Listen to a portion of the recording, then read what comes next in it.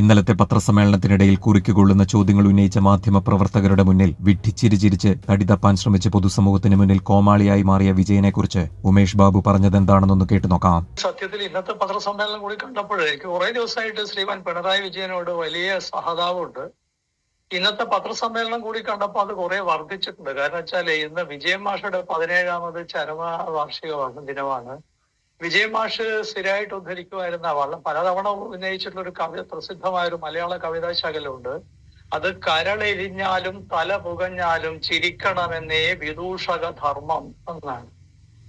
മുഖ്യമന്ത്രി ഒരു വിദൂഷകനായി തീർന്നുകൊണ്ടിരിക്കുക ചെയ്തത്. അദ്ദേഹത്തിന്റെ കരൾ എരിയുന്നുണ്ട്, തല പുകയുന്നുണ്ട്. അതിന്റെ തെളിവ് അതുകൊണ്ടാണ് കൈസൻ വരുന്നത്. അദ്ദേഹത്തിന്റെ കൂട്ടക്കാര്, അദ്ദേഹത്തിന്റെ ഒരു ചെറിയ സെറ്റുകാരുണ്ടല്ലോ, ഈ സെറ്റുകാരുടെ കരളെരിയുകയും തല പുകയും ചെയ്യുന്നുണ്ട്. കാരണം എന്താ ചോദിച്ചു കഴിഞ്ഞാല്, ഇപ്പൊ അൻവർ എന്ന് പറയുന്ന ഒരു ശത്രു വന്നിട്ടുണ്ട്. ഈ ശത്രു അതാണ് ഞാൻ മുമ്പൊരു കാരണം ഇപ്പോഴ് ഈ പിണറായിയുടെ തൊട്ടടുത്ത ആളുകളൊക്കെ ഈ മന്ത്രവാദപരമായ പരിഹാരങ്ങൾക്ക് വേണ്ടി കണ്ണൂരിലൊക്കെ വരുന്നുണ്ട്. അപ്പൊ അതുകൊണ്ട് ഞാൻ മുമ്പൊരിക്കൽ പറഞ്ഞ കാര്യമാണ്, ജപിച്ചയച്ച മൂർത്തികൾക്ക് വലിയ കരുത്തുണ്ടാകും. അത് മന്ത്രവാദത്തിന്റെ ഭാഷയിൽ പറയുന്ന ഒരു കാര്യമാണ്. അപ്പൊ അതുകൊണ്ട് ഈ മൂർത്തി വളരെ ശക്തനാണ് എന്ന് ഈ പിണറായിക്കും അദ്ദേഹത്തിന്റെ ഈ ചെറിയ സംഘക്കാർക്കും അറിയാം. അതുകൊണ്ട് അദ്ദേഹത്തിന്റെ ഈ ആളുകളുടെ എല്ലാം തല പുകയുകയും കരൾ എരിയുകയും ചെയ്യുന്നുണ്ട്. അങ്ങനെ ചെയ്യുമ്പോൾ ഒരു വിദൂഷക വേഷമായിരിക്കും നല്ലതെന്നാണ് ഈ മുഖ്യമന്ത്രി വിചാരിച്ചിട്ടുണ്ടാവുക. കാരണം ഒരു അർത്ഥവും ഇല്ലാതെ ആ മനുഷ്യൻ പൊട്ടിച്ചിരിച്ചുകൊണ്ടിരിക്കുകയാണ്. അതാണ് പറഞ്ഞത് കാരണം ഇദ്ദേഹത്തെ എനിക്ക് 18 ആണ്ടുകൾ മുമ്പേ അറിയുന്ന ഒരാളാണ്.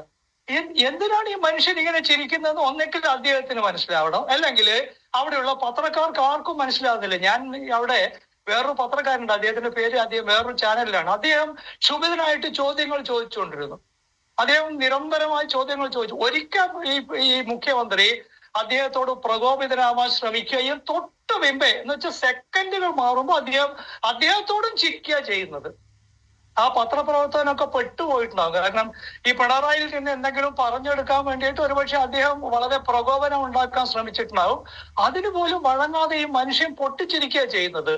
അപ്പൊ അതാണ് ഞാൻ പറഞ്ഞത്, പെട്ടിരിക്കുന്നത് വലിയ കുരുക്കിലാണെന്ന് അറിയുന്ന ആളുടെ ഒരു നിസ്സഹായതയും അഭിനയവുമാണ് ഈ കാണുന്നത്. ഇത് പിണറായി വിജയനെയോ അദ്ദേഹത്തിന്റെ കൂടെയുള്ള ആളുകളെയോ രക്ഷിക്കുമെന്ന് ഞാൻ വിചാരിക്കുന്നില്ല. കാരണം കൂടുതൽ പരിഹാസ്യാവുക ചെയ്യുക.